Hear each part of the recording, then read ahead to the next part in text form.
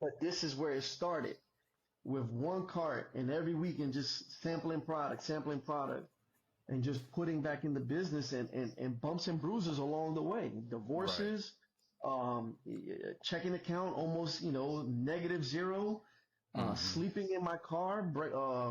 I went through a divorce my first, after my first season. Went through a Hmm. separation and divorce that was rough on all of us, but especially me, physically and mentally. Oh my God. Oh my God. So Some high people up. feel stuck in their I'm so position. They feel like, deja vu. I've been here before. Say come back down to earth. Resist the urge. Still no break. On this court. Live high. Even more. Go for broke. Hustle hard. Leave it all. On the floor. On the floor. Go for broke. Hustle hard. Leave it all. On the floor. On the floor. welcome to another Let's Dream Big CTA podcast. I am your host, your interview expert, Mark Thompson, here with another banger of an episode. And today I have an exciting entrepreneur guest as we're exploring the entrepreneurs in the Triangle, Durham area, Raleigh. I mean, you name it. I'm just talking to the people that I know that are doing incredible things as entrepreneurs. And today I have an incredible guest, Mr. Louis Torres Jr. How you doing, sir? I'm good, brother. It's my whole name. You missed my middle name, Yeah, but yeah, that's it's all I all. need. And your social security number, give me that too. Yeah, man, I'm glad to have you on the show. Um, this is an exciting time for me because I'm learning a lot in the entrepreneur space myself. This is brand new to me. You've been doing it for quite some time, Yeah. 2009. And folks, when you think about getting it out the mud, grinding. His picture is going to be right next to it. This man right here is the exemplary. I mean, like, I've been watching your whole story since you started in this thing, man. And I don't care what event it is, you will see this man. You will see his people there. You will see him out there hustling.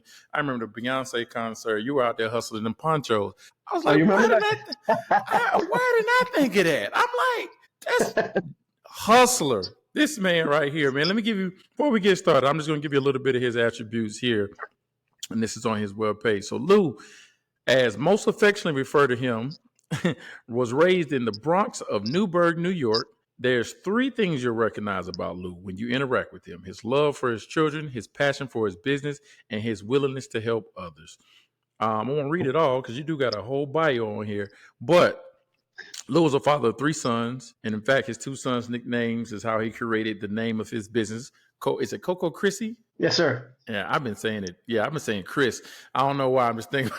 I've Yeah. been saying it that way, but CoCo Crissi. CoCo Crissi is a tropical icy, was established in the spring of 2009 in Raleigh, North Carolina. Prior to contributing his efforts in every effort to his particular empire, Lou was successful in software sales. And in a Q&A with Lou, he mentioned, I was making good money. I had a good position, but I was unfulfilled. If that's not every entrepreneur story, right? Um, Sure. Having that mindset, he went home and he prayed to God and asked God specifically to show him what business he should start. And the very next day, he woke up and sat up at the foot of his bed. And the first word he uttered was ices. He knew that his purpose was to create a business where his primary focus would be to sell New York style Italian ices that grew up in his loving in the Bronx. Man, I'm stopping right there because I'm gonna tell you right now, that story right there. If It's a true story. I talk to people a lot about, having connection. I know a lot of folks may not believe in the same belief I have, but if you are a Christian, if you have some type of higher power that you call to, there is a connection into your design, into your purpose in this life. And when you can find that, it makes the entrepreneur road that much simpler to attack. And you, my friend, I've been watching you do it. I think I've known you since 2004, 2003, maybe even before Yeah. that, 2000, yeah, 2003, and watch you just take off. Under circumstances, we had a very good friend, it's just your family. He's a good friend of mine, Walter Blue, that passed away. And, that's how we kind of met. But we've also kind of been lockstep on social media and keeping in contact and then watching your journey, man. I want you to just start off. I mean, I know this is a good piece of the puzzle here, but let's tell the people who Lou is. Who is Lou Torres Jr.? I am a junior. My dad is a senior. And but Lou came from New York City, born and raised in New York City in the Bronx. High school, moved up to Newburgh, New York, which is about an hour north of the city. I graduated high school in '96, and I was in my first job out of high school because I was supposed to come down to North Carolina in '96 to attend Shaw University. And the only reason why I picked Shaw, for one, was the only school that I even knew about. Because my high school sweetheart at the time was going to go to North Carolina Central, and her family was, very studious, they guided her through the upward bound and college tours and stuff. And my parents, hardworking and supportive parents, but they didn't have the blueprint for me, to go to college. It was just, you have to go to college, but they didn't, because I'm first generation born here in the United States. Both my parents are from Puerto Rico. Okay. But so she was going to go to Central. She decided to go to Central. So I said, bet I'll go to Central too. And she said, no, I want my own college experience. You can go to Shaw University down the road. So I bet I'll go to Shaw. We broke up that summer. I ended up not coming. She ended up not going. She's still my homie to this day. I mean, it took years to get there, but she's still a good friend of mine. But the first job, so I was supposed to come to Shaw in August of '96, but I didn't come.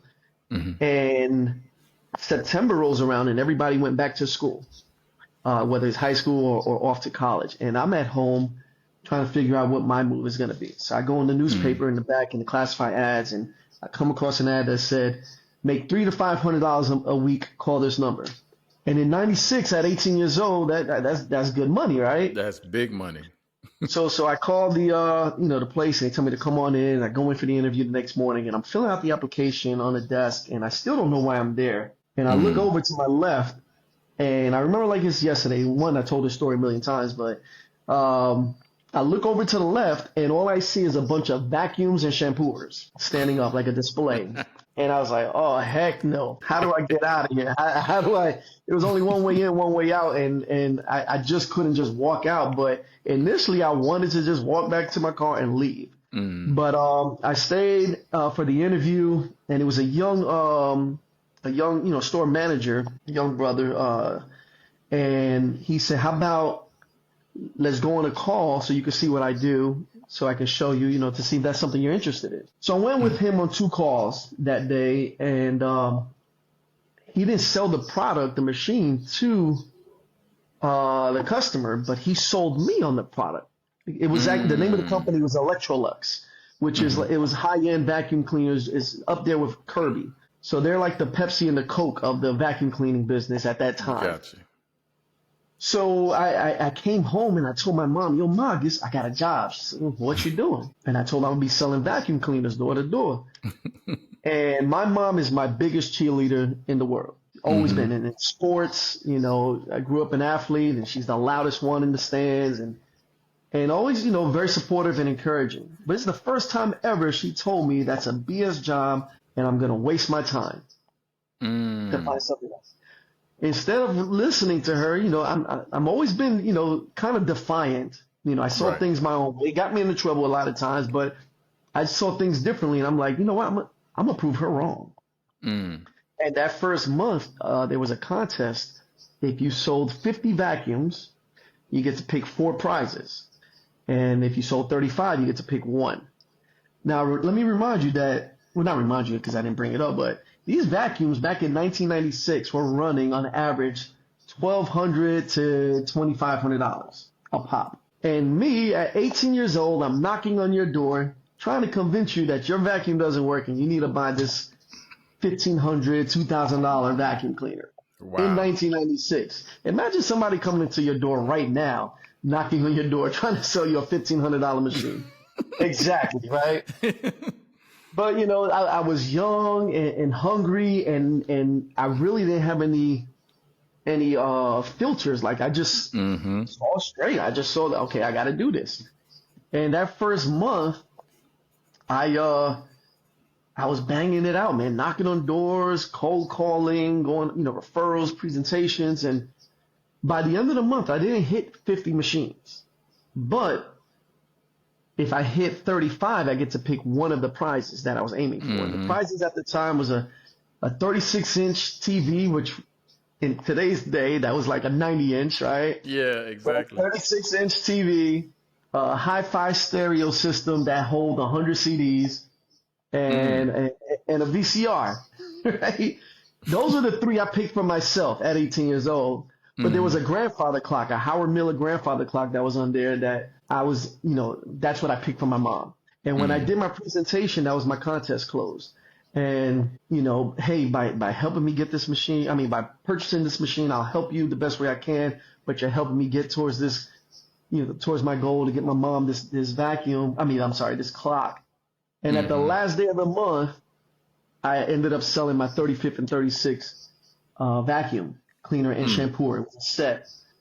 So what that did for me was, one, it showed me that I had the gift of sales that I didn't even know I possess. There's other things that I've done growing up that led me to it, like entrepreneurial stuff. I had a paper route from the ages 14 to 17. I shoveled snow, I mowed lawns, I raked leaves. I always did something for money up until that point. But I was ranked number 1 in the state of New York as a beginner salesman with the company Electrolux, and made about $10,000 my first month with the company.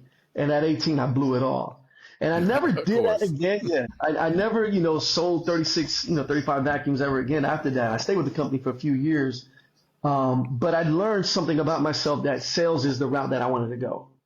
So now 2 years into it, and I know you asked, I'm running with this. You said who Louis Torres is, but I'm bringing all this, full circle. It makes sense. It's part of my story. So this was in 96. I was supposed to go to Shaw University in 96, but I didn't go. I ended up staying in New York. From 96 to 97-ish, I was doing the Electrolux. And then, I wasn't making steady money because that's commission based. It wasn't, any set pay. But then I started doing a third shift cargo labor intensive job with a carrier company like a UPS, FedEx, but it's a private company. And I think I was making $12 an hour, $13 an hour, but at that time that was good money. For an 19-year-old. Right. And I was living at home, so I didn't have any real bills. So that really was like club money and eating out money. That's it, gas money. But I remember, loading up the plane, and it's only about 4 feet high, so you're bending over, loading up, and I'm with my team. I was about 19, 20 years old at the time, and I remember we finished, doing the job, and we're just tired, and I just was standing there, bent over and looking at my team, my guys that I was working with. And I was the youngest in the crew. Everybody, 30 years old, 40 years old. And we're all making the same dollar amount. But these same guys, after they finished with this job, they got 3 other jobs where they're working, 5-7 days a week, 2-3 different shifts just to support their families. And that's when I had my aha moment. Like, what am I doing? Right. Like, okay, it's fun to go to the clubs and, and living, my young life. But at that moment, I was thinking long term, like, I don't want to be like that guy. Nothing wrong with a man or anybody who works hard to support their family. But the choices that we make at certain points in our lives will dictate what kind of life that we're going to live later on. And I said to myself at 20 years old, like, I don't want to be that guy. So, I prayed, man, and I said, Lord, man, what do I do? And the Holy Spirit said, go to that school in North Carolina. So I called Shaw University back up in 98, like spring or summer 98. Hey, man, I applied 2 years ago. Can I come? Is it too late? They said, no, you can reapply. And I did. And I told my mother what my plans were. And again, my mom is my biggest supporter, but she was like, why don't you go to some school closer? I just knew I had to get out of New York.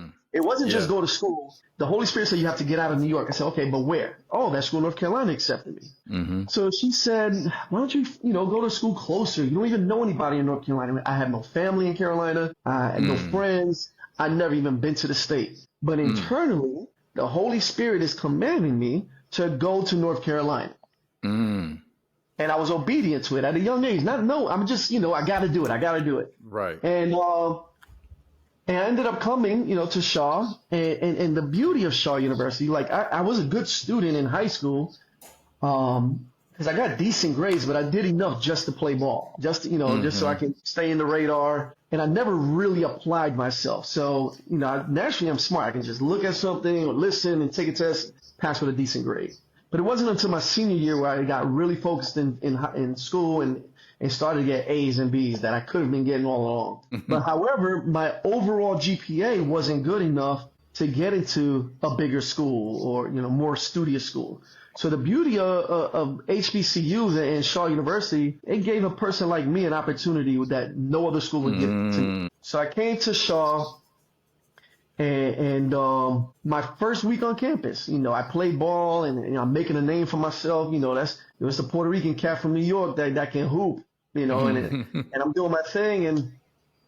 And I asked, a brother after we finished playing, I said, dude, where's the white and the Spanish kids at? He said, this is an HBCU. I said, what's an HBCU?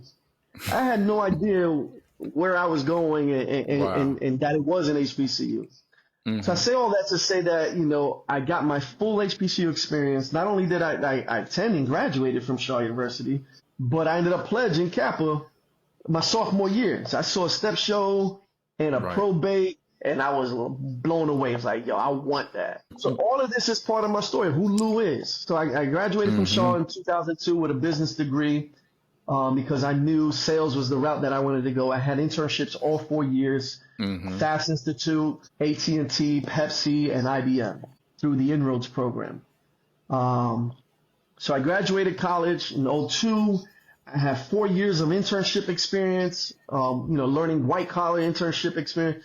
But Pepsi was a blue collar, style experience.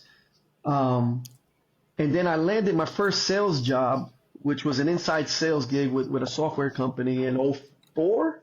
03, 04. And I did that for a few years. And at a young age, I was making really good money. I had a solid base pay. I think it was like $50,000 a year plus commission or close to 50. And at that time, that was big money. I don't even know what the going salaries are right now, but but back then, being a young professional, I felt like I finally got to what I've been striving for. And I remember one day that, I was looking outside and it was a beautiful day. And I'm sitting at my desk like, man, I don't even want to be in here. I want to be outside and making money and enjoying the outdoors. And I didn't know what to do. And then at a young age, I saw the corporate politics and favoritism. I'm like, bro, I'm doing the same job he's doing. I'm hitting those goals. You're not, acknowledging me in front of everybody and high-fiving me and taking me out and hanging out at your house. So I said, man, this is whack. And then one day, let me skip that part because I'm going to come back to that part. Well, around that time, that's when I went home one night and I prayed. And I never thought about running my own thing. Never thought about entrepreneurship. And I prayed, and my prayer is very simple. Lord, I want to run my own business. What do I do? And I woke up, sat out the foot of my bed, and the first thing out of my mouth I uttered was ices. Now, growing up in New York City, I knew what it meant. It wasn't a snow cone. It was a New York style Italian ice, which at that time nobody was doing in the South or on a grand level that I knew of. I didn't know anybody.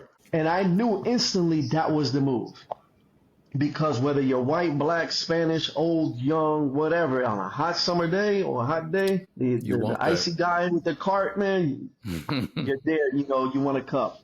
The thing is, that was in 2007, okay? It wasn't until I started the company, in 2009. Okay, so I got the idea in 2007, but I didn't start the business till 2009. And the reason being is what stops most people from achieving their goals or moving forward: fear and procrastination. And that's what stopped. That's what held me back: fear and procrastination.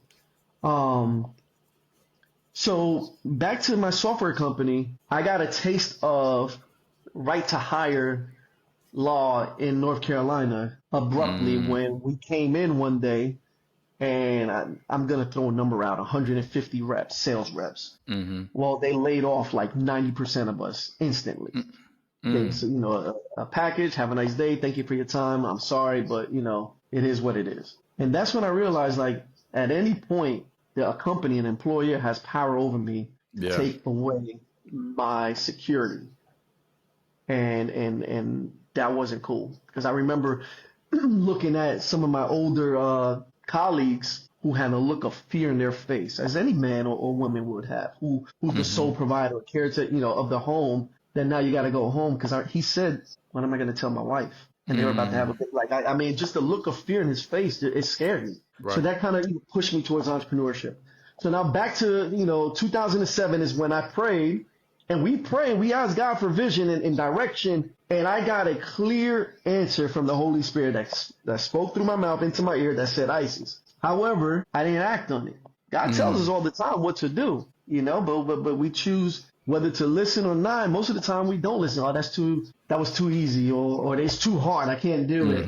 But in 2009, God spoke to me again, but like a father scolding his child. If you don't do what I tell you to do, I'm going to give you a blessing to somebody else. Ooh. Same way I would tell my sons, I got great sons. I ask them one thing and then they do it. But imagine if I say, if you don't take out that trash, watch what's going to happen to you. You know, that's what God did to me. And I said, all right, I hear you. I'm going to give it a shot. And I came across some money from a small investment, because although I was making good money, I was the sole provider. So like all my money was stretched out. You know, there was no money for savings, to invest in a business, or to reserve so that I can pay bills ahead of time, so I can focus on the business. Like the way I started and my whole blueprint was unconventional. So I came across it, you know, a small investment, made $3,000, and I'm like, man, what am I going to do with this money? Oh, I can pay bills. I can buy some J's. Oh, wait, no, I can start this business. So I hit up my homeboy who's a carpenter, and I showed him a picture of an icy car. I said, man, can you make this? And he said, yeah, it's easy. I said, well, you know, how much you going to charge? He said, well, just pay for the material. I want to bless you. I said, no labor, no nothing. He said, pay for the material. I want to bless you. Like, all right, bet. So we did, you know, I got the material. How many carts you want? He said, 3. I didn't think about just starting with 1. I already thought like staff and employees. So I said, let's go 3. So I thought big from the beginning. Then I'm pricing out freezers, and in the store in Home Depot, they were like $800 a pop. These commercial size freezers. Right. And I went on Craigslist, and I don't even know if Craigslist is still around. I went on Craigslist at the time, and I found 3 freezers at between $50 and $100 each. Right. So now I got 3 freezers that cost me, you know, a couple of $100. Now I need a van to transport everything. So I go back on Craigslist, and there was a post, and the guys, you know, quick sale, title's clean, but you know, it's a quick sale as is. So I go visit the guy, and he said, look, I just put in a new transmission, the engine's strong. However, everything else, the horn doesn't work, the windshield wipers don't work, the AC don't work. You got only one door opens, so everybody got to go in through one door. Right. I press the brake. I'm driving straight. I hit the brake. The car, you know, veers to the right. You know, the alignment, everything was off, but it still got me from A to B. And I only paid $1,000 for it. So the money that I came across was just the right amount to get the business going. And what was stopping me was that I would have to drive to New York City to pick up the ice, because they didn't ship, and there was nowhere nearby. So that was the holdup. Like, I wanted to do it, but you know, the timing to drive up there, go through the tolls, the wear and tear, pick it up, bring it back, sell it, you know, wash, rinse, repeat, you know, every week was like, there's no way I can do that. With 2, they weren't toddlers at the time, but I had my sons, Carmelo and Christian, who is CoCO and Crissi. Right. You know, they were young. I would say 4 and 6 at the time. So, but, you know, I'm moving forward with the plan, and now I'm mentally prepared to drive up to New York. I have all the equipment, and I was speaking out loud, you know, where I was working at the time, about what I'm about to do this summer. And the lady said, who heard me, she said, you know what? There's a guy in Durham that does this. Shoot, put me in contact with him. So I went and I met him that day. And he said he makes his own Italian ice. Wow. And he will supply me. He will supply me with it. Well, this sounds like a drug game, man. You know what? The icy game, and I say it, I'm from the Bronx. Not that I ever sold drugs, but it's a legalized drug game, what we're doing. It is, man. Especially if you go to my festivals and you see them lined up, they look like fiends. Like, you got some mango there? You got some mango, But so he said, I'll supply you. And I said, well, how much are you going to charge me per bucket? He said, I'll charge you $10 a bucket. And for every 10 you buy, you get one for free. What I didn't tell you is that when I met the company in New York that agreed to supply me, all I got to do is drive up to New York and pick it up. Their price point was $25 a bucket. So here, 20 minutes away from my house, is somebody that's going to supply me at $10 a bucket. I say all of this to say for the listeners out there who entrepreneurs or whatever it is you're aspiring to do, that initially I asked God for vision. He gave me the vision to start the IC company. But my own kryptonite was fear and procrastination. I stopped myself from moving forward. When I started to move forward, when I got the carts made and I got the freezers and I got the van, and now I'm going to prepare to go to New York, but now I got a guy in Durham that's going to supply me. What happens is God just started opening up doors that I didn't even know was there. And I'm just walking right through it. So that's how I got started in 2009. I was at the flea market in Raleigh. It's no longer there. There's a YMCA on Rock Quarry Road, but it was Watkins Flea Market every Saturday and Sunday. I was out there. I paid $17 to sell whatever you want to sell. They had bootleg DVDs, bootleg Jordans, Louis Vuitton bags at the time. But I was out there sampling, educating the South what Italian ice is, because at the time it wasn't. They know what snow cones were. Right. And that's how I started. No loans, no business plan, no real foundation. Just out there on blind faith. And just learned along the way, and that started in 2009.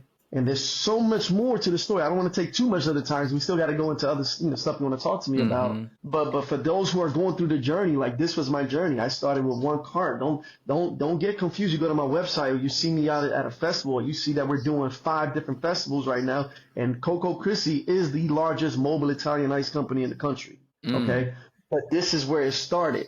With one cart, and every weekend just sampling product, and just putting back in the business, and bumps and bruises along the way. Divorces, checking account almost, -0, sleeping in my car. Because I went through a divorce after my first season. Went through a separation and divorce that was rough on all of us, but especially me, physically and mentally, emotionally. I was living out of my car. I was bouncing around couch to couch. I ate breakfast, lunch, and dinner at Shaw University cafeteria the whole 2010 year because I didn't have enough money extra to feed myself. Every dollar I made with this new business was to make sure that my family was taken care of and that money was going back in the business, but there was no extra money for rent. There was no extra money for my personal living expenses. But my focus was always on the business. And there was times where I could have quit. I could have went and went back to sales, whatever. But my focus was on my passion. If your focus is on the money and you start a business and you're chasing money, the minute you stop making money or you hit enough bumps and bruises and get bruised, you're going to bail. If your focus is on the passion and your purpose, why are you doing it? Eventually, the money will come to you. Yeah. But with CoCO Crissi, I mean, you see my guys. You don't see me all the time. No. But you'll see my crew with the CoCO Crissi shirt working. That's the passion. The passion is teaching young brothers and sisters, especially of color, to think and act like an entrepreneur. There's a brother of mine who's my mentor. His name is Derek Harrington. He had a bail bonding company here in Raleigh, and I watched him build it up. I bonded on him. I got my bail bonding license, but he made entrepreneurship real to me, and I was able to touch it and see it and watch him grind, And because he made that real to me, and I'm living the life that I'm living right now, Mm-hmm. that's my passion behind the CoCO Crissi experience, is to teach other young men and women who either work for me or that, mentorship or Mm-hmm. through a lecture or, going into school, speaking to these kids. That's the passion behind what I do. So that's who Man. Louis Torres is, man. Hey, That took look. 30 minutes, man. My bad, Hey, bro. hey, look. Podcast is over. Thank you all for coming. I mean, I'm sitting here taking notes, and I'm just saying, where you've spelled out everything. You probably answered all the questions I got, but what I wrote down, and I think this is important for anybody to think about. In one of my prior podcasts for this season, we talked about vision. Having a vision, and then, like I said, the vision created purpose, and then once that purpose was there, God's alignment was already ready for you. Like Yes. that's the pieces that I think people have to be able to tap into. We talked about sometimes you got to be delusional to be an entrepreneur, because what you see, everybody else may not see. And it doesn't matter what they see. It matters what you have and what you're trying to drive for success. But that success comes around what you've labeled as passion. And what I wrote down here with you, I love taking notes because it helps me try to build these chapters up. But faith plus hustle, man, because if you combine those two with passion, man, you get CoCO Crissi. There You you go. get the evolution and the drive. And I think, today's title was the determination to grind as an entrepreneur. You've spoken about that in several different ways. And I'm excited to hear it. I didn't know the story. I just knew you were doing great things. From the outside, everybody always sees the Yeah. success. We don't know the lows. We don't see the Oh, bro. trials. There's lows and trials, and I've been through some things, bro. Things Yeah. that molded me to grow from. Because I mean, to grow, you need scars. It's like working out, man. Mm-hmm. You can't do the same routine every day, and you're not gonna Right. get strong. So God's gonna put on an extra 5-10 pounds on the bench, Mm-hmm. and then now it's max out day, and you're looking at the bench, and you got a couple of plates on there, and you're like, man, I can't lift that. But God's like a gym trainer. So, man, get on the bench. I got you. And you get Yeah, under the man. bench, right? And he's not gonna let it just sit on your chest. He's there spotting you, but he's Right. there like lift it up. And and then you throw it up. You finally get it up, and it's a weight you never even threw up before. And we're like, so now next time you go through that storm or that trial, and you see the weight on the bench, you're like, man, that's light work. I've done that before. Exactly. That ain't nothing. That's baby work. And That's the warm up.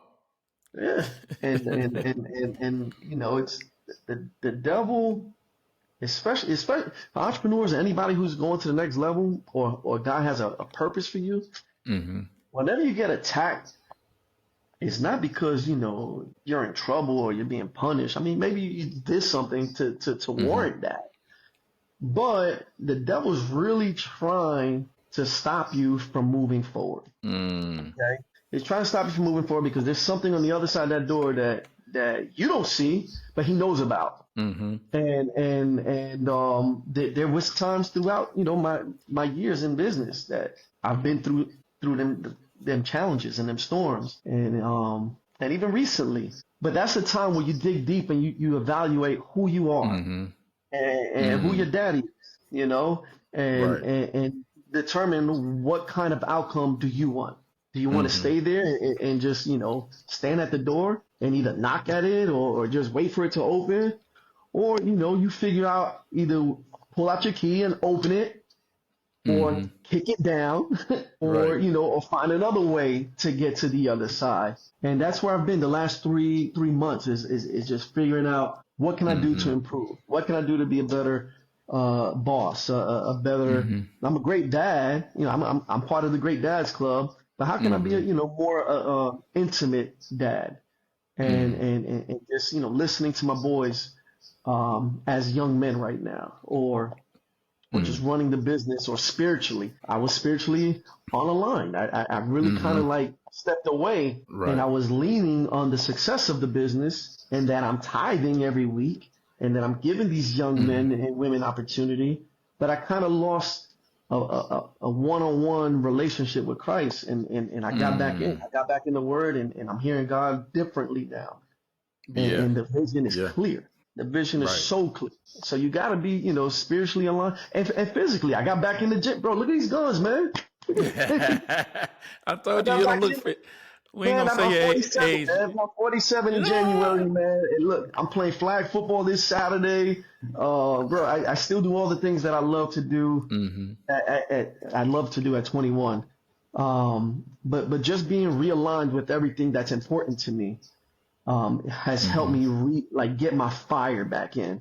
Now I'm Mm-hmm. like, okay, where's the next store gonna be? Because I opened up Right. my first store back in March, and we did very well. Right. 6 months into it, I shut it down for the winter because it's too cold, but Yeah. it did well enough where we can, close it until March. But now I'm like, Mm-hmm. where's my next one gonna be? Because I really want 100 stores. That's Hey, the plan. That's the man. plan. But go ahead, bro. I'm sorry. I was gonna say no. You're on a roll here. So I'm trying not to stop you at all because you're.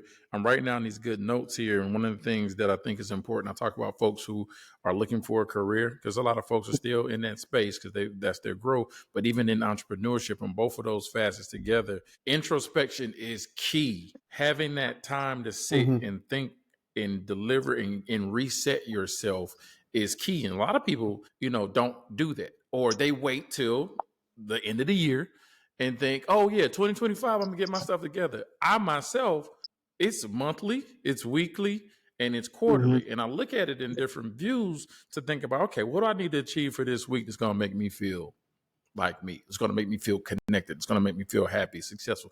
What did I do for the month that makes me feel this way? Then for the quarter, what do I need to do to reshape myself? And I think having a plan in your intro, I think I call it being intentional Yeah. about yourself keeps you aligned. And like you said, a lot of times you could go through and be successful, and then you're like, man, something don't feel right.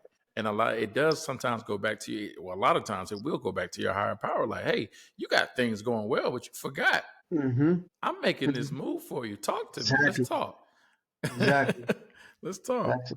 Don't get comfortable, and it's easy to get comfortable and complacent Mm-hmm. when you're riding a wave.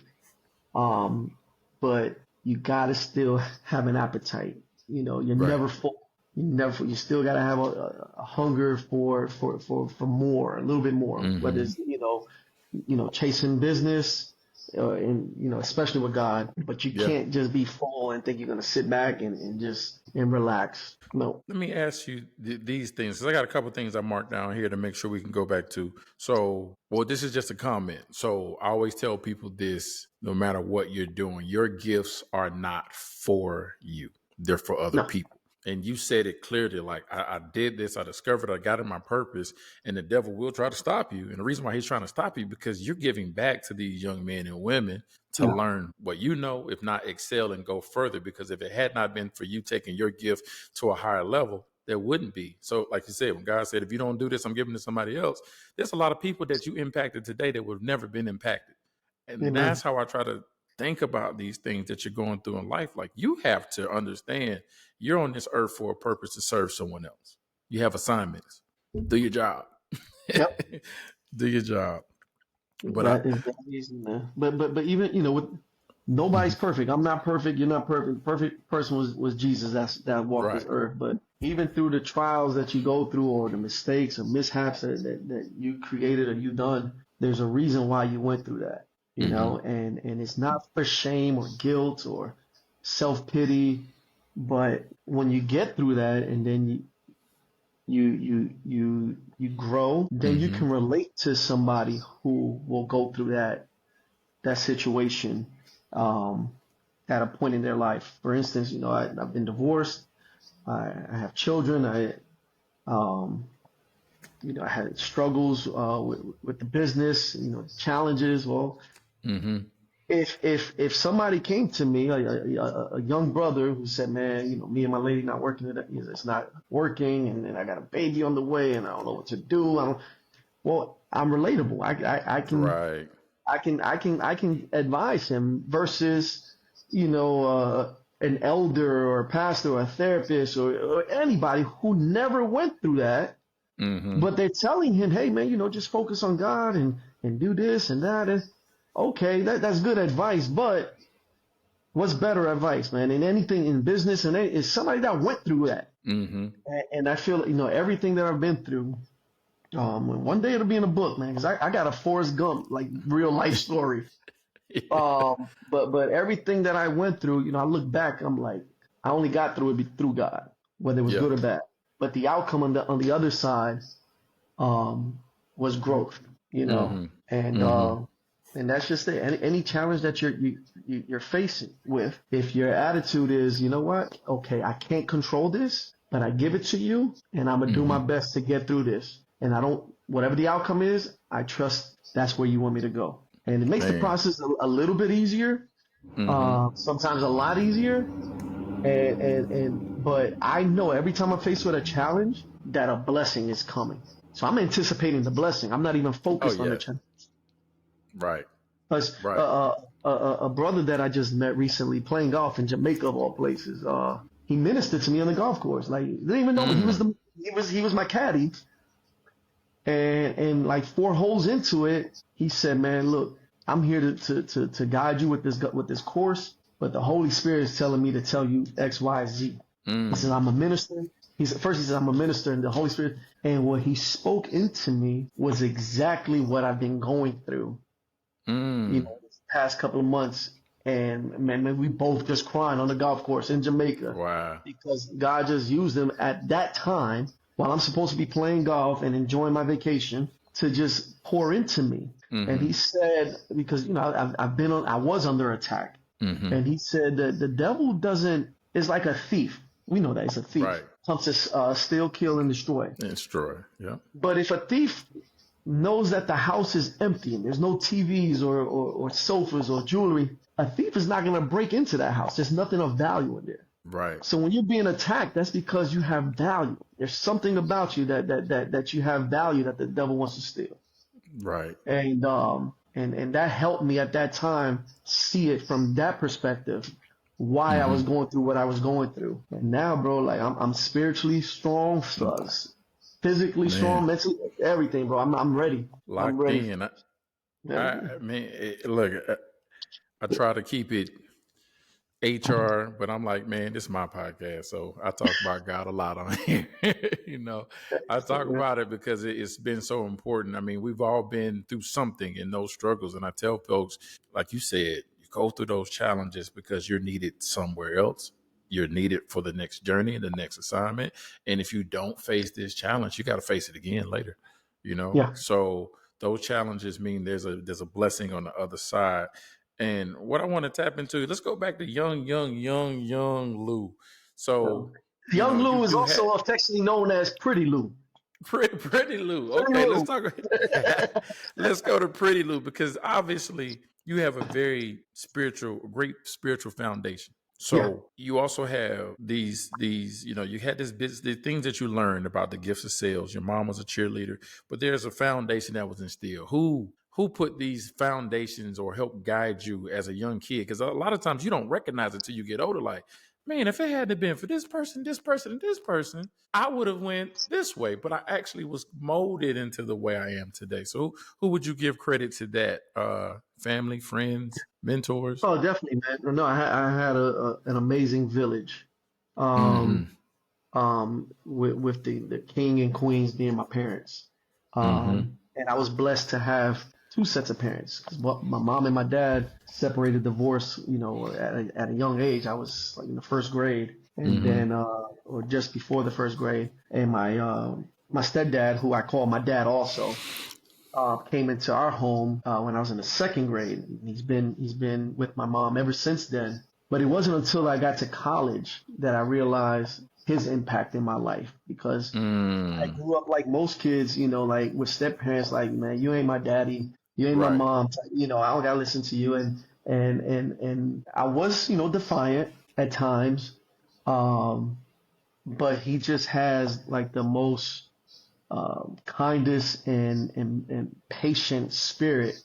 And it wasn't until I was a freshman in college when I came to Sean, I'm just reflecting on my village, on how I got here, on his importance in my life, but also my mom being a single mother at an early age of 3, a single mom of 3, before she was what, 22, 23. And I'm first generation New York, born in the States. Mom's from Puerto Rico, and my dad.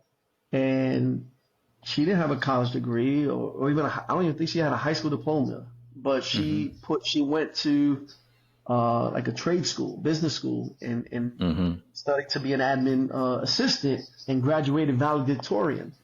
So and we grew up poor, but we grew up in the Bronx on the 14th floor, 2-bedroom apartment. Me, my brother, and my sister shared a room. My brother and I shared the same clothes up until, he started to outgrow me. Right. But just those humble beginnings, watching mom get through life, making a way out of no way for Christmas and Halloween, putting costumes together. And then my stepdad taking us out of the Bronx from the building to a single family home with an in-ground pool and a diving board. Oh, wow. And then, my dad spiritually, and my mom, but my dad more so, because my dad was a minister and my grandfather was a pastor. But my dad taking me to church every week. And I don't want to go to Sunday school. I don't want to go to church. I don't want to learn these verses. And it wasn't until when I went through my divorce, my first divorce in 2010, when I lost everything. And I'm in a room by myself, and I just scream at the top of my lungs to God, like, please save me. I'm sorry. And God spoke to me and gave me direction, but I reflect back on the seeds that were planted in Sunday school, in Bible study camp, or whatever you call it, or sleepaway camp, because we used to go to camp, and that's when I accepted Christ in the 6th grade. But that's all those seeds that was planted early on came to fruition as an adult. When I couldn't call on mom and dad to bail me out and help me, like I call on the Father. But then I also had coaches, man. I played ball, baseball, and basketball growing up. So, Coach Gilbert, who was my little league coach, who, man, he'll make you believe like you can walk on water, man. He used to just give us pep talks, and even I volunteer. I coach my son's basketball team, and I coached my sons over the years. So when I'm talking to my team after practice, I can hear him speaking through me. But people like that in college, my professors, Vince Bayon, which he was one of the directors at Inroads, that got me my internships in college. I just had a village of a bunch of people that just poured on me that had an effect on my life. Man, I always say shout out to good parents. Shout out to parents on either side, because I've had guests on here who didn't have their parents, but there was still a switch from somebody like a good coach. So I always like to say shout out to good coaches, because they are a good coach right now. If you've been with a good coach, you have so many quotes from that coach that motivated you, inspired you, pushed you. All my coaches to this day, from little league all the way up to the professional, I remember something that I'm carrying today that motivates me. And then what am I doing? Taking that and applying it to kids I'm mentoring, applying it to adults that I talk to, or do life coaching sessions, or even my daughter. And my daughter right now is, she's 8 years old. She's like, I don't know what you're talking about. I said, but it's going to sink in one day. I'm going to keep preaching. I'm going to keep lecturing, and I'm going to keep giving you these nuggets, because one day you can be like, wow, it makes sense now. It clicks. It's not for you to get right now all the time. But no, I appreciate those. I appreciate those mentors. And then for you, man, a village, a tribe, however you want to call it, a community, those are important, because there's not always going to be that one person. It's not always going to be mom and dad that serves the entire part of your life or your growth or your development. It is the village that is important. And we talk about this as well, as that you're going to grow into new villages and new systems and new tribes and new friends and new communities as you elevate. And I think it's key and super important that you monitor who is in your tribe, and that will help you elevate even more. If they're not looking to help you elevate, then you got crabs. You got to let them go. Yes, sir. You got to let them go. Man, this is good, brother. This is good. I got a look. You probably can't see it, but I got a lot of notes on here just from this conversations. Based on, I'm looking at the questions. I'm like, no, you already answered that. You already answered that. You already answered that. There's not much we can talk about, man. But man, let me just tell you, what's been this is off the top of the head. So what do you think with everything you've done, all these achievements, what do you think is the single most greatest achievement that you've done to date since you started in 2009? Business wise, Business-wise, let's do business and personal. business, because every year, I grow the business and add another car or two or another truck, Mm-hmm. and for me, it's just what I do. Okay, come across an Mm-hmm. opportunity, buy it. All right, put some more kids to work. I don't think about what I'm doing. There's Mm-hmm. times where I'm driving back from an event and we did very well, and I'm like, man, how much did we just make? And just in awe, still to this day. Mm-hmm. And God just keeps saying, man, you think you did something? Just keep doing it. You ain't do nothing yet. Right. And even as recent as last week, me and my sons, we went to the store to work on some things at our storefront. Mm-hmm. And I would say that's probably my biggest accomplishment right now with the business is opening up our first store. Because not only is it's a store, but the back of the store is a whole warehouse where we manufacture the ice and store it. And I was just about to open the door, and I looked at Mello and Chris, and I'm like, yo, we got a whole store, bro. Like we got a real, like, I'm about to open the door, and it's like it's registering at that time, like, bro, we got a whole store, and that's pretty cool. So I would say that's the biggest flex right now, I guess, in my business career. Mm-hmm. Personally, I will say, like, right now, man, my spiritual growth, where I'm at right now. It took almost 47 years of my life. I mean, God's been along with me, but right now it's like everything's sinking in. Like I see how this like Jay-Z said, like how this spiritual life really works. Like it's a different relationship when it's not just asking or just going through a prayer. It's like it's a real conversation, and what I've learned, over the years is that gratitude and just thanking in advance, not asking for what you want. Right. God knows what you want, but just thinking in advance. Lord, thank you for my staff. Thank you for the growth of the business. Thank you for my health. Thank you for a successful 2025, 2026 year. Like just in advance, like expecting it. Having that relationship and understanding, how important it is to walk that line versus trying to walk on both sides of the fence. And that's what I was doing over the years. But I would say spiritually, man, that's been my biggest accomplishment so far. Man, I saw somebody. My word. I'm sorry to cut you off. My word for 2025 is just peace. It's not even prosperity or it's just peace, man. And I enjoy sitting in my deck. It's enclosed. I got a TV outside. I can sit there, smoke a cigar, entertain guests if I want, or it's just a very simple life, man. I don't need to be out and about. Right. Just enjoying my children and enjoying the growth of the business and the people that I'm impacting. That's where I'm at right now with peace. That's good, man. I one of my prayers, I saw it on Instagram. A lady was praying, and I say it to this day. It's like, Lord, I release all my plans to you. When you make a plan, his plan is always greater than mine. So you got all my plans because this is your will, not mine. Real. So that's where that true peace comes from too. When you don't really have to worry about anything, it's going to be okay. And what you're doing is in line with his vision for you. So This is awesome.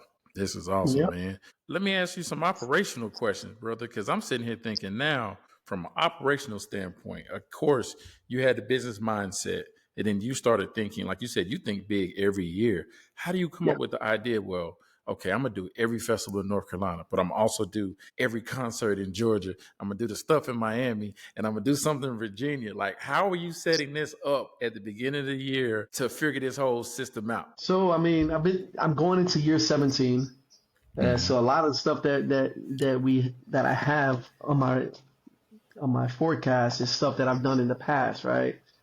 But every year, as we're growing, I'll find new opportunities, and it's either, online or a vending colleague of mine tells me about another opportunity. So, and that's just it, bro. It's not like I have like a blueprint, man. A lot of times I'm shooting from the hip. So if Yeah. it came to me, it's come now. I got to pick and choose which one to do, Mm-hmm. and then I got a staff strong enough to be like, all right, I need you guys to go to Ohio. You're going to Atlanta. You're going to New York, and that's what I love about it, is that Mm-hmm. these are 18, 19, 22-year-old young men and women that are blindly going to where I tell them to go, Mm-hmm. and the beauty of that is that they're sacrificing their time and their effort, and I'm sacrificing my money and my resources. We're doing the same thing. And you're running my operation in another state, and you bring it back. Mm-hmm. Well, the difference between me and you is that I own the equipment, but you ran a business. Right. So if you can do this with me, eventually you can run out and start your own thing. And I have a bunch of CoCO Crissi veterans, as I said, I like to call them, that through the CoCO Crissi experience, they saw what it takes to work hard and to go out and get it. You just can't sit home. Even if you have an online business, you still got to work hard at it. You still got to do something. Mm-hmm. And I have a staff strong enough to just follow, like a coach, my game plan. Mm-hmm. They follow and they buy into my system. And for the most part, it works. Yep, Man. so that's Look, it. man, I'm already seeing you selling out of major stores, man. We're going to be able to pick up some CoCO Crissi Italian Ice out of the freezer section, man. Come on. Hey, man. Look, if that's what's in God's plan, man, it's gonna happen. Hey, it seems like it's possible, man. Just the vision on thinking about that. Like I said, we talked about earlier, the poncho thing had nothing to do with CoCO Crissi. I think it did, but you had to think about that, because I was like, I didn't even know it was going to rain. So yeah, I mean, I haven't done that. I still got ponchos like on reserve, but I saw another vending colleague at one festival. It started raining, and he just busted out these ponchos, and at the time it was he had 1,000 ponchos, sold them for $5 each, and that's what I was selling mine for. And he made $5,000 like within an hour, not even an hour, because women don't want to get their hair wet, and those concerts you just can't leave. Once you leave, you can't come back in, so they're stuck there. So supply and demand, business 101. So I saw that it was gonna rain at the concert. I had these ponchos. And I made a quick lick out there. Bro, But I was so jealous, because I was like, I could have did. I don't even like Beyonce like that. No, shout out to the Beehive, whatever. But still, great concert. It was a great concert. But still, that was like, man, I would have been selling ponchos. But anyway, man, this is the intelligence, like I said, the hustle I talk about, man. You had seeing you over the years. I always saw you at every concert or every event, and then when I saw you selling pot, like, man, he's thinking of everything. What else is he gonna sell? He's out here faith and hustling, man. look, I got. If it's raining, I can't sell ice. I got to make some money. If it's nighttime and it's not hot, I got to make some money. So you know what we do sometimes? We sell glow swords, like light up stuff. Yeah. So 4th of July, we're selling glow swords, $10 a pop, man. They fly like this, man. Y'all can steal my idea if you want, but we always got to figure out a way how to make money. Always got to figure out a way to make money. That's good. Man, let me ask you this last question. So again, you've tackled pretty much everything just by going through your story. And I think it's incredible of how you're showing your journey, because as entrepreneurs, they need to understand it's not an easy road when you start thinking about that. Or what you really want to do. But as you are mentoring all these, I'm pretty sure all your folks that you're mentoring are getting this advice all the time. What advice would you give to that aspiring entrepreneur that is thinking about a business and thinking about starting something today? One, I mean, whether you believe in God, Allah, Buddha, whatever, you got to have a connection to a higher power. And then to figure out what it is that you want to do. So a lot of people, they want to do entrepreneurship. They want to be their own boss. They don't know where to start. And I was, find out what you're good at and how to provide a service with that. So if you've been in IT for years and, well, I don't know anything about IT. So, I mean, you know how it works. And, okay, well, maybe you can provide a consulting service for that, right? If you're good at doing your own hair or whatever, or cleaning, then you provide a business is providing a service for somebody that can't do it for themselves, right? But also, if you're doing it just for the money, then it's not going to do well for you, right? because you have to do it for the passion, because you got to understand that to get it to the cruise control, and I don't even have my business on cruise control. I'm still learning every year, and I'm still going through challenges. But having a strong foundation, knowing that when you are faced with obstacles and challenges, that you can get through it. That there is no other option. There is no option. Failure is not an option. And if you can't walk through the door, then you got to figure out how to get around through the backside, or get somebody to open it for you. But a book or a documentary that I make my employees read or watch, or anybody that I mentor, or anybody who's, whether you're gonna be an entrepreneur or you just want, something out of life and how to manifest things, is a book called The Secret. And it's on YouTube also. As you type in The Secret,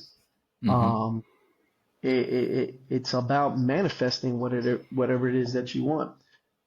I was taught that early on when I started my business. I was put on by one of my fraternity brothers, who's a millionaire, multimillionaire now. And I was reaching out to him for some money early on in the business, and he said, "I want you to read this book instead."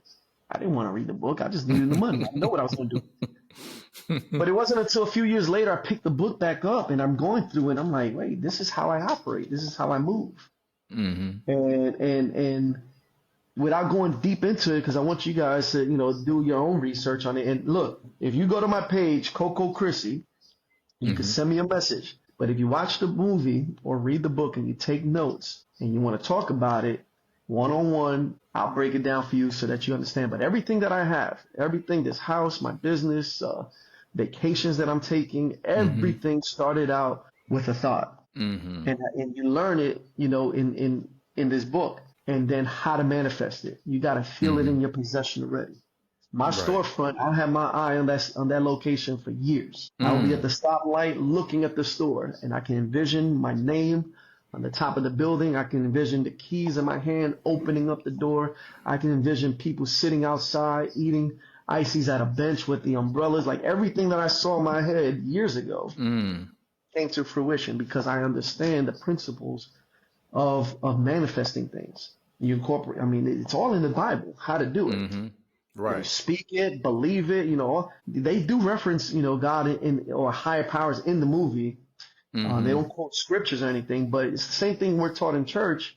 But in this documentary, it really breaks down how to apply it. And if you're crazy enough, like you said something earlier, people think you're delusional. Everybody don't think you crazy and delusional until it works.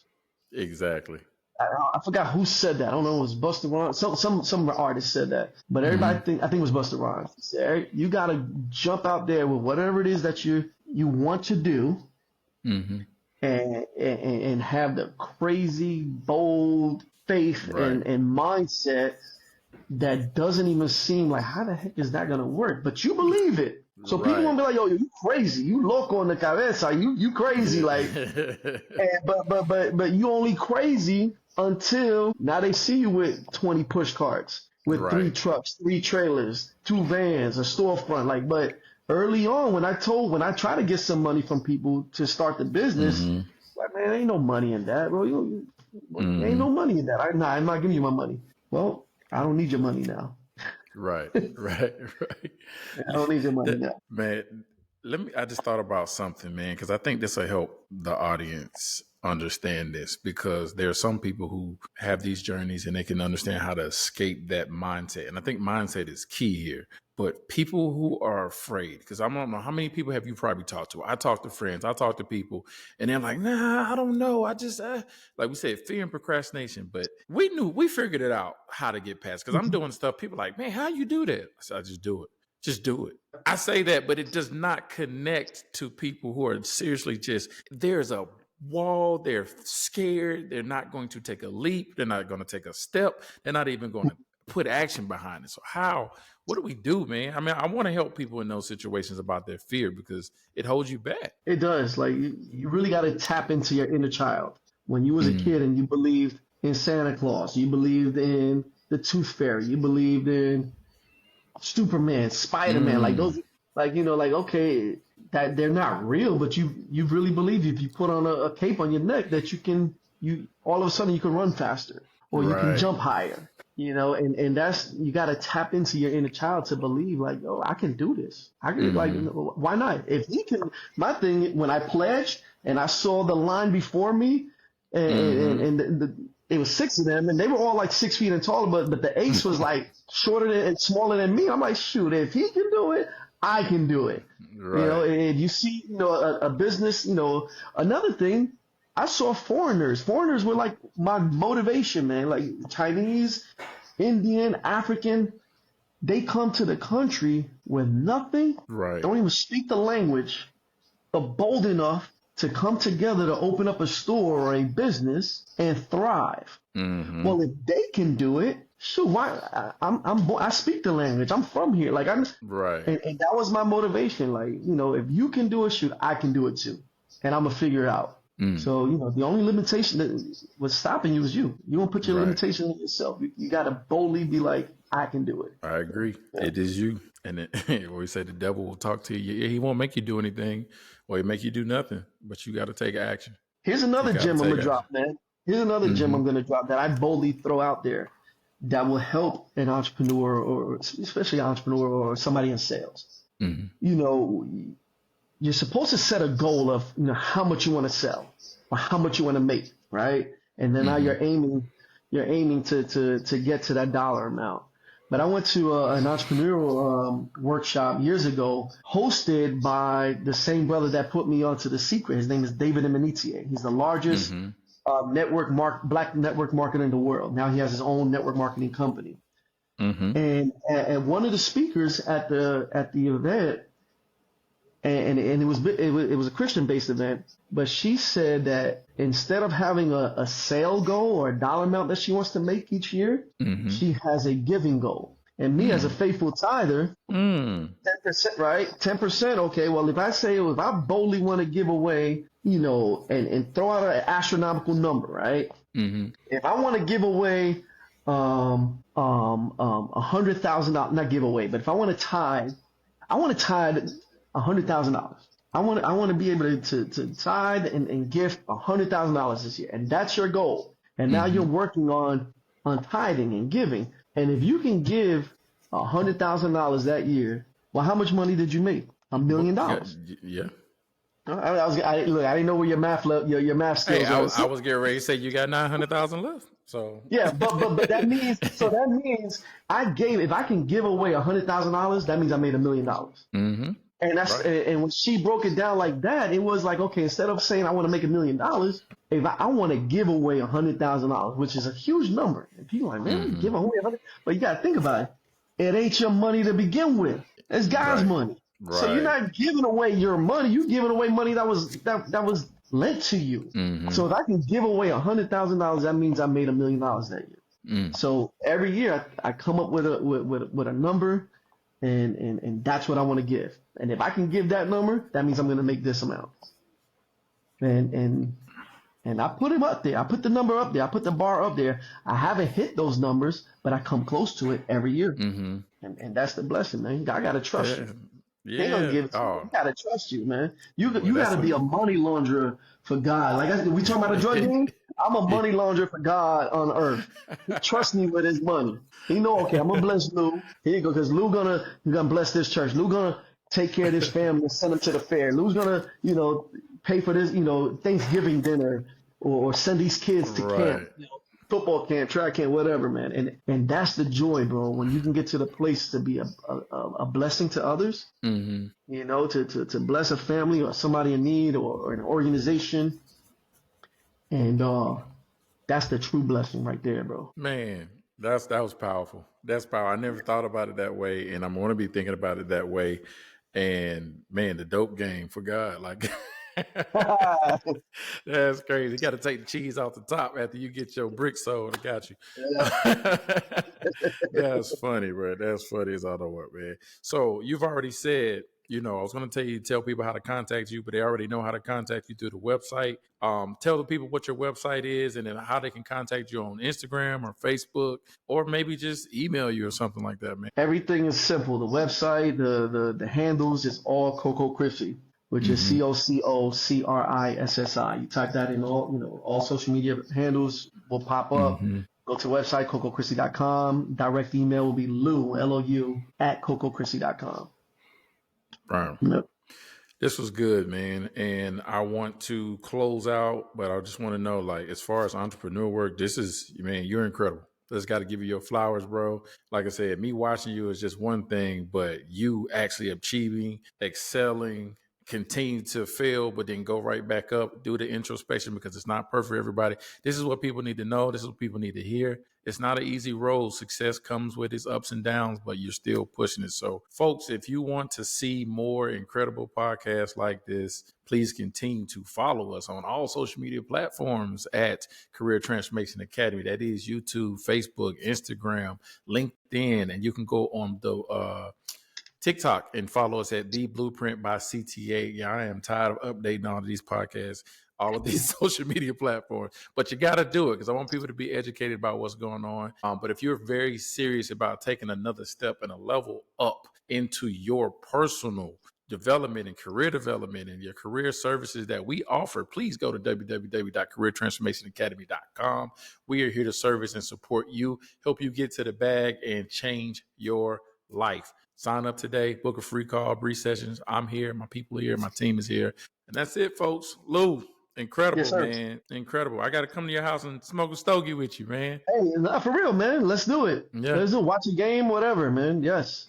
Do it before For March, sure. because that's from now to March, I'm off. But after March, I'm on the road, baby.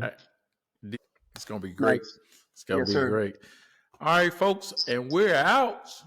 Peace. Appreciate you, Lou. Oh my God. Oh my God. So high up. I'm so full. Deja vu. I've been here before. Say come back down to earth.